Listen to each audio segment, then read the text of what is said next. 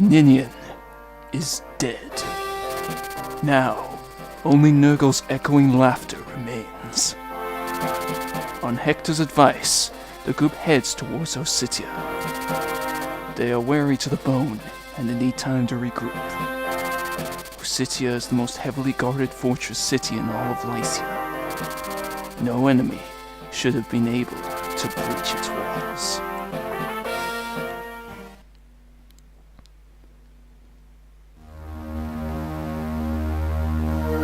Chapter 29, Sands of Time. Hey guys, it's the Melblade 5, who macked more Fire Emblem the Blazing Blade. Last time, Eliwood managed to achieve Durandal, but unfortunately we were attacked by a giant ice dragon, which Eliwood killed without even any control over his body, and it turned out to be Ninian, and she has died. This time, we need to rethink our strategy. Lord Hector, we're pleased to see you home alive and well. Where's my brother? He departed yesterday for a conference in Etruria. He's scheduled to return in half a month's time. Etruria? It's a pity. Go and prepare rooms for my companions. They need rest. Yes, my lord.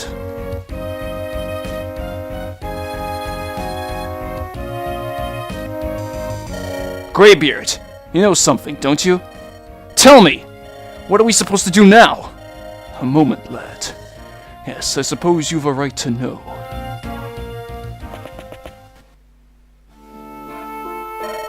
I first met Nergal some 500 years ago, wandering the Bata wasteland. Like me, his only drive was the search for truth in this world. We were equals in power and knowledge, and we became fast friends. We believed we could solve the mysteries of the world. We truly believed. So what happened? A disagreement made at the height of our quest. One day, as I charted the mysteries of Nabata, I came across the most amazing village. It was unbelievable, but in that place, humans and dragons lived together in cooperation. Dragons and humans? Are you telling me they could live together in peace? At first, I doubted what my own eyes showed me. But yes, the village truly did exist. That's amazing. The dragons that I beheld there, they were both similar to and different from the dragons I had fought hundreds of years before.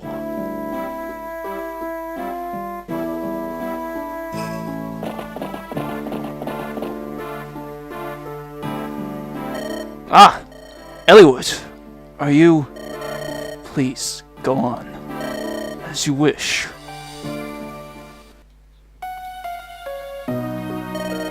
They had refused to fight humans in the war, and instead, they retreated to this wasteland.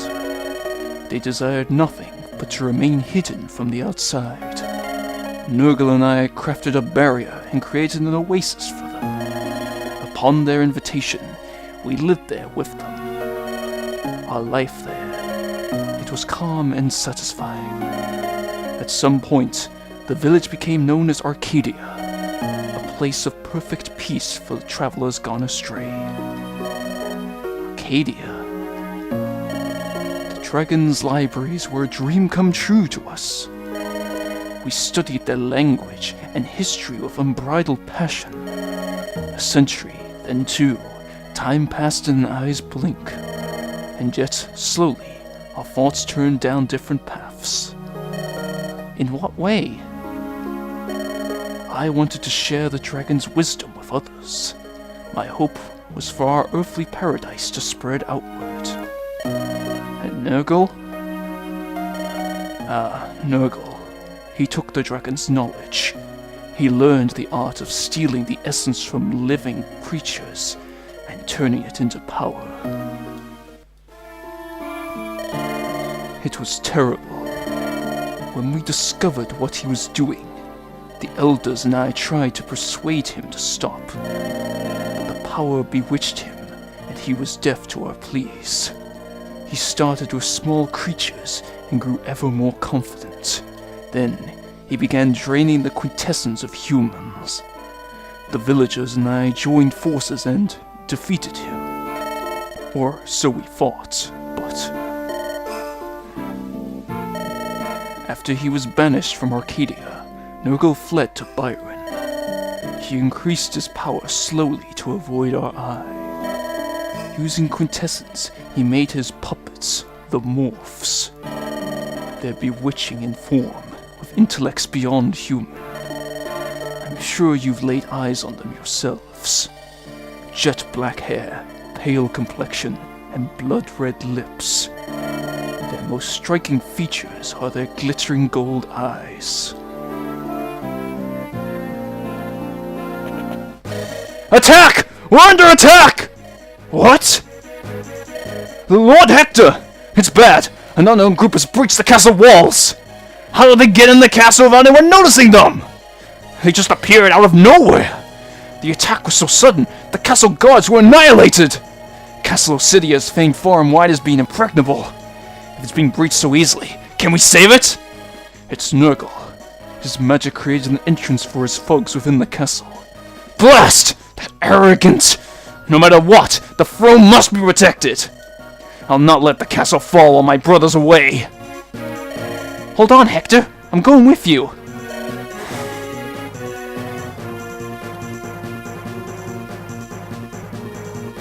Dean, we need you.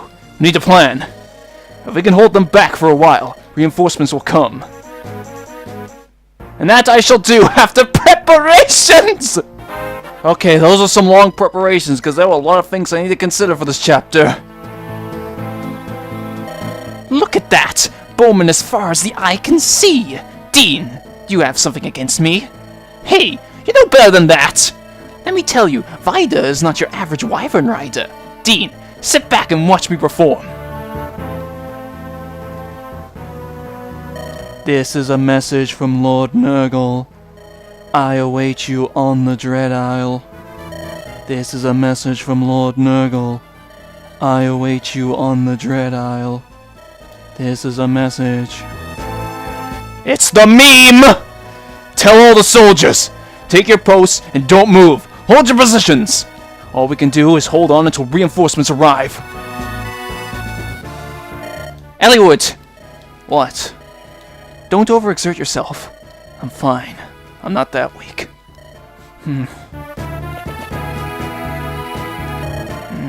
Ninian. You're one of Lord Hector's guests, aren't you? You shouldn't be out here. It's too dangerous. Go and hide in that room. Do you understand? Even though Nils actually appears on the preparation screen, you can't use him. For this chapter, they let you use 18 characters for this. So for the empty slots, I just put in pre-promoted characters. So I put in Pent, Hawkeye, and Vida. Vida is actually quite recommended for this chapter, despite the fact there's tons of archers starting off with. Anyway, big thing I want to note about this is this druid. He has a silent staff. So be very careful. I specifically have put Will here to try and take care of him.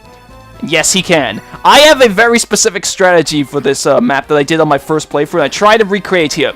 For this, for my first playthrough of this map, I did a strategy with Louise, where I'm gonna try and replicate it with Will here, where I put a light rune down here, so that none of the enemies can get in this spot, where for some reason there's 4 characters that have to be separated from everybody else, and then a range unit can take care of any enemies that come our way.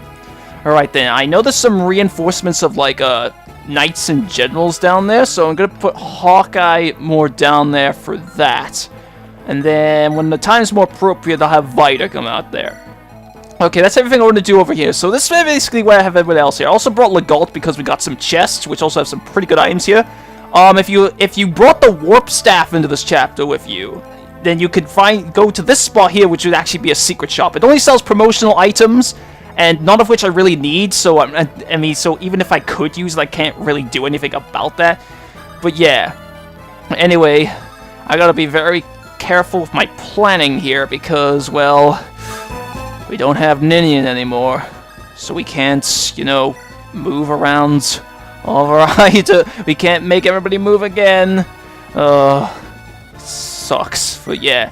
Anyway, in a similar vein to Eliwood losing his father, Eliwood losing Ninian also is something that I think about Eliwood that I think makes him an underrated character. Is the fact that, once again, in a similar vein to that, Eliwood is still having to fight here. He goes through all this shit throughout the entire game. First he loses his dad, then he loses the girl that he loves.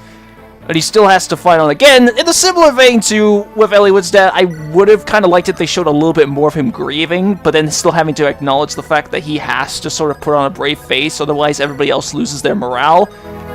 But still, it's the same sort of basic principle, and Merlinus, you are the king now. But yeah, actually, the dialogue between Nergal and Eliwood during the end of Chapter 28 is actually slightly different, depending on if Eliwood has an A-rank support with Ninian or not. I believe if you do not have an A-rank support with Ninian in that chapter, instead of saying the Ninian was the girl you loved, Nergal will instead say the girl who adored you. So it still falls along the similar lines, which again falls on the whole thing about Eliwood and Ninian probably being the canon pairing. I mean, hell, that for the most part, that scene still plays out the same way, regardless of if Eliwood is paired with Ninian or not, which makes it kind of weird if you paired Eliwood up with anybody else, but yeah.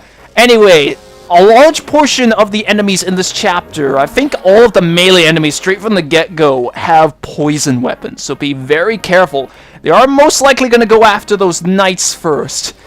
There is a side quest chapter to this, and to unlock it, one of those ally units has to still be alive by the end. Just letting you know that, just as long as one of them's still alive, you should be fine, and I'm pretty sure you're gonna lose at least one of them in every playthrough of this chapter. If someone's able to actually play for this entire chapter without losing a single one, I would love to see that. Don't try that out for yourself, though, if it's too much of trauma. I don't want anybody to, like, waste hours of their life trying to do, like, a nigh impossible task. Whatever, now that we got everything straight over from the get-go, this is going to be quite a long enemy phase. I've got a lot of things on my phone written down here. 9 things, some of which I've already just talked about. But, one other thing, one final thing I just wanted to mention about Nina before, like, obviously I stopped going on about her. And it's just a very minor thing as well, is that when I started playing Heroes properly, like, when I actually started, like, properly, like, playing the game after I got, like, my new phone, after they did, like, the 1-year anniversary thing, Nina was actually one of the first few characters I actually summoned. And she actually kicks ass from the get-go in Heroes for me, so, yeah. Anyway, I guess following on from that, going with Jafar as well, I actually realized I made a mistake. This druid has a sleep staff, so yeah, it sucks as well. You want to kind of take those guys out as fast as possible. Is the fact that I mentioned that assassins can't use lockpicks. Actually, they can. I wasn't actually aware of that. I thought that was another thing that thieves could do, but assassins couldn't in this game. But yeah, I was wrong about that. The reason why I thought that was the case was not only because assassins can't steal, like with the, with thieves, which again, I think is a dumb thing, but if I can quickly show off the item description for lockpicks once these guys are done missing the opponents. Okay, so I go over to Nergal here and check the item description. Open doors usable only by thieves. So I think that's a very, that's a very, deceptive item description there, but okay, Nino? Let's see what you can do right now. You can take out the sniper very easily. What about Hellfire? Okay, has less of a chance when you use Thunder. At least I had Priscilla nearby, anyway. Oh, alright, he was already weakened, duh! I need to remember this shit right now! I also have a lot of maths that I need to do, because those preparations took a really freaking long time. Okay, whew. You want to be very, very careful this chapter, because just when you're starting off, there's so many enemies that you gotta deal with. So, I'll move Pent back a bit here. Yeah. And then I'll put a Will over here. I guess, actually, since we're using Pent here, one other thing I wanted to kind of mention, about Pent is part of the reason, why I didn't sort of use him on my team, despite the fact that I had such high praises for him, is the fact that, if I wasn't using Nina on my team, I probably would be using Pent. I'll just say that right now, because as I said before, I do think Pent is objectively the better option between the two, and I still stand by that.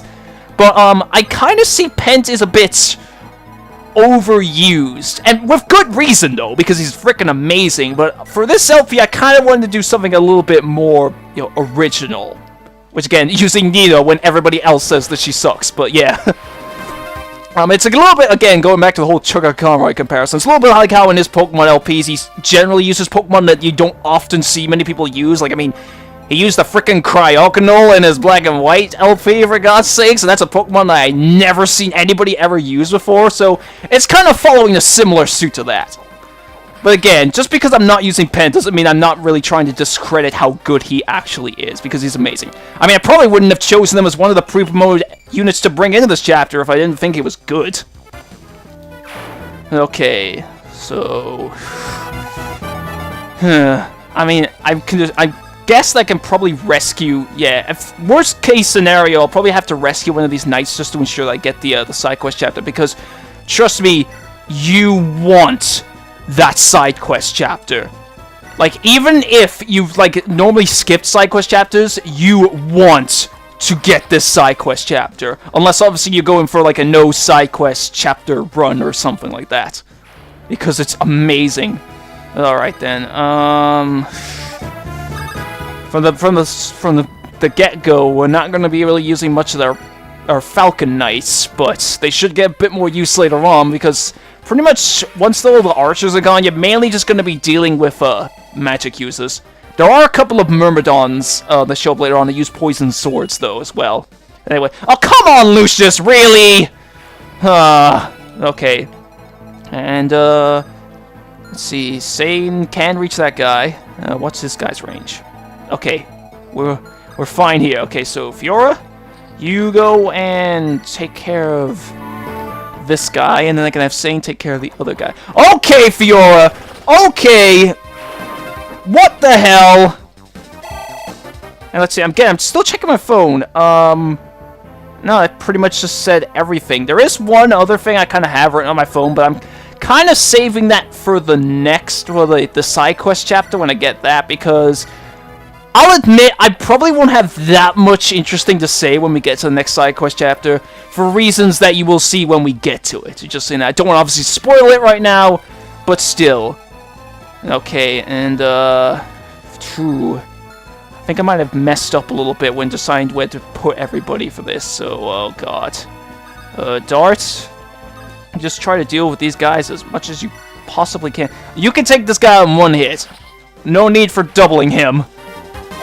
And then Dart gets another level up right there. I mean, after he one-shotted Sonya, I think, like, just Dart is a beast. Like, I don't really see that many people actually use Dart either, so I guess it goes back to the whole thing I was just talking about, where I've kind of been using characters that you don't generally see that many people use, and yeah, that kind of falls on with Dart, because I see a lot more people use Hawkeye, which is, you know, again, perfectly fine. Hawkeye is also amazing. It's just I kind of prefer Dart's stats a bit more. Okay, then, I'll put Lynn in a better position for taking care of the rest. Wait a minute. Okay, yeah. We're fine from that shaman. Okay. So put Lynn in a better position here. Then, I did give Priscilla a Restore Staff. Specifically because of all the poison enemies we're going to have to be dealing with, so I'll put her in a better spot here. And then I have Florina catch up with Lynn. Wait. Yeah, Lynn's in this guy's range. Shit. Oh god, what's she got? What she got? Okay, she's got the bow on. That's good. All right then. Now that I think about it, I probably should have given Hawkeye a hand axe, but I didn't really think that far ahead. But I did give him another light rune, which actually I should probably give that to Pent now, because I gave Pent a heal just in case anything goes wrong for this, and I'll just keep Vida where she is. So yeah, a lot of this chapter is basically just stalling out the enemies to take care of them. Okay, this guy's very low chance of hitting Dart anyway, but phew. Alright then.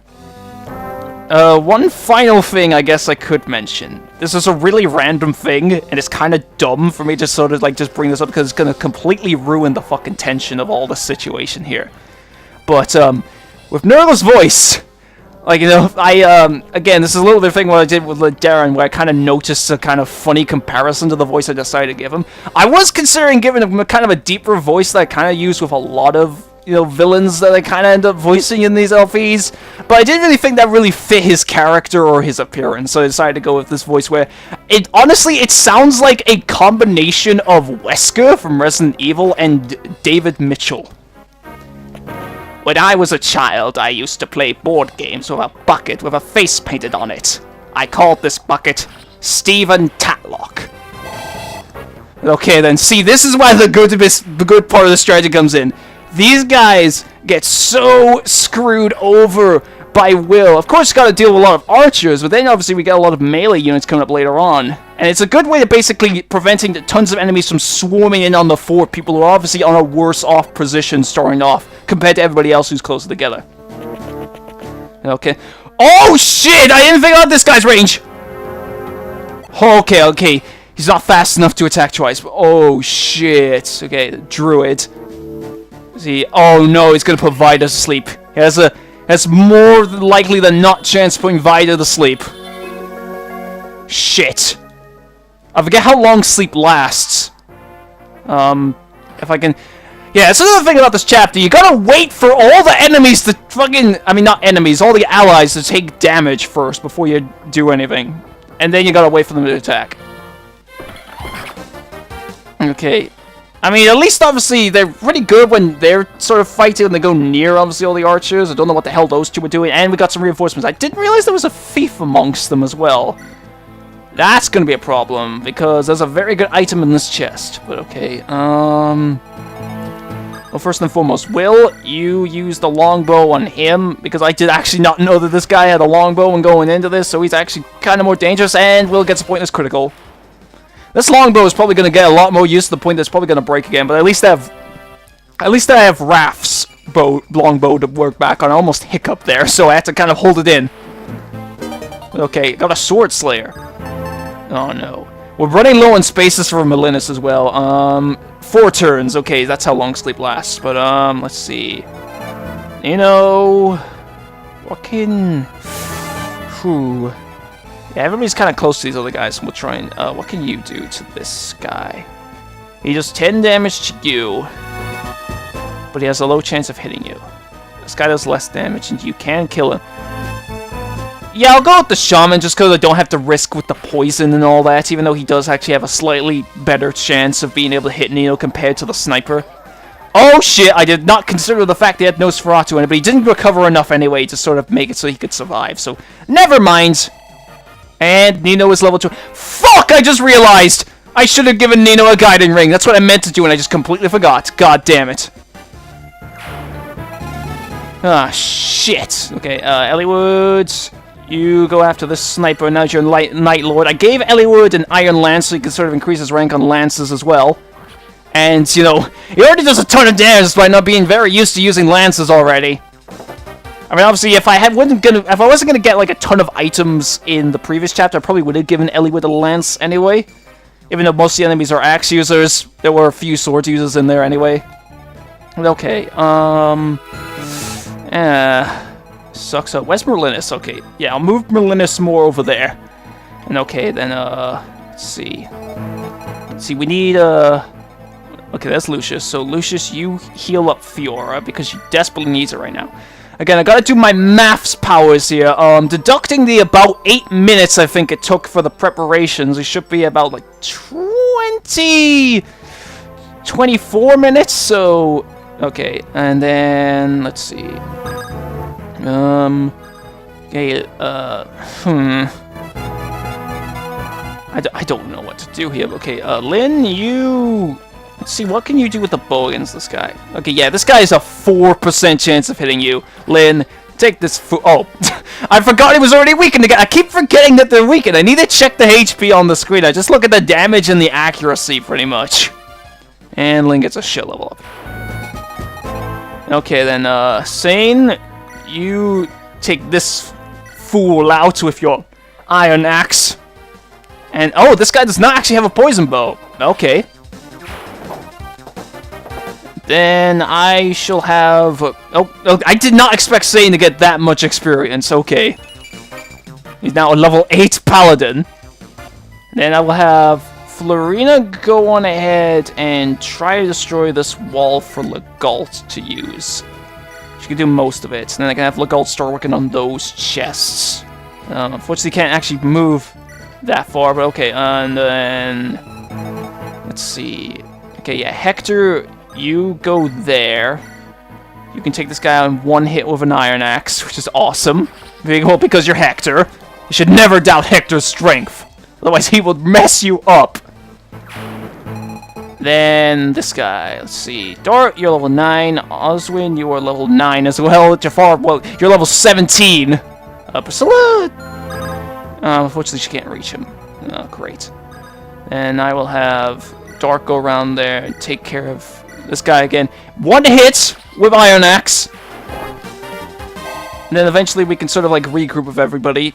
Once obviously the enemies around here, deal with this archer as well. Then I can have Oswin take care of... put him in the pillars so he has less chance of fighting back. And then Oswin takes out the shaman here. And then that should be about it for this turn. I don't really know what else I can really say, though, for the rest of this episode right now, because I kind of covered everything I wanted to say pretty fucking quickly as well this time. Alright, and then Jafar, you can just stand next to Nina because I want you to support with her. And something I've been kind of forgetting to do for the past couple of chapters, whatever. And then Raven, you're the only one that's left. Put you, like, over here ahead. That should be it. Don't really know what much I can do with Fiora right now, but... Oh, there's a sword... I didn't notice the sword master! Okay! I actually did give Oswin an antitoxin just in case he got poisoned, because I was expecting him to get more targeted, but, well, all the other knights did instead. Which is lame. I wonder, could I... I think I might be able to do heal them with Priscilla, so I guess again, in worst case, I can kind of keep them alive. Okay, he misses. Then, let's see. Good thing, though, that the... Oh my god! Oh my god, we got an enemy who got a crit! We finally see an enemy get a critical hit! Holy shit! Okay! I actually thought we weren't gonna see that in this LP, honestly. Because it's such a rare occurrence. Okay, these guys are getting kind of screwed over, though. And that, no, the thief is... Oh, he's gonna unlock that door, and then there's more enemies I can get in. Pent, yeah, you're probably gonna dodge this, so it's not gonna be much of an issue at all. Dodge the starry beam! I actually did give a sleep staff to Priscilla, just in case we're in a bad situation. Okay then, so time about 28 minutes. I'll probably have to end this off pretty soon, though. Alright, where are you going? Where are you all going? And great, those guys are blocking the way for Legault. There's another thief there. That's probably... He's probably going to go after those chests down there. Right then, Lorena, you take care of this fool as well. And then we can probably have Legault... I still have a steel sword on Legault, so we can still destroy the wall anyway to try and get in there and deal with those chests. Okay. You know, this chapter's called Sands of Time, which, you know, obviously makes me think of Prince of Persia, or at least that movie, which, funnily enough, I have actually seen that movie before I even knew Prince of Persia was a game series, and I can honestly barely remember anything in that movie, whatever, but, honestly, this chapter's name should have been Poison of Time instead, because, you know, the whole freaking thing is just poison, the whole goddamn time. But anyway, Nino, you go over to Molinis. I guess, obviously, I can have one really important thing, obviously, in this episode, which obviously I want to try to do with each episode, is put something really important in. Take out that guiding ring, and then you use it.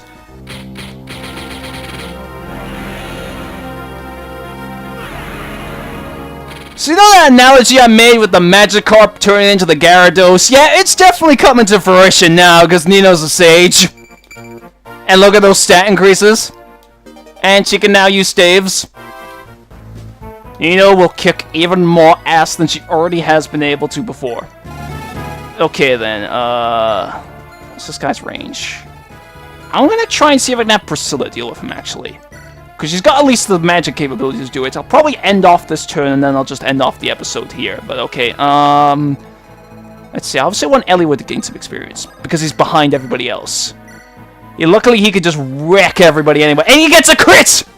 Stab that man in the face! And oh, you son of a bitch! Damn it!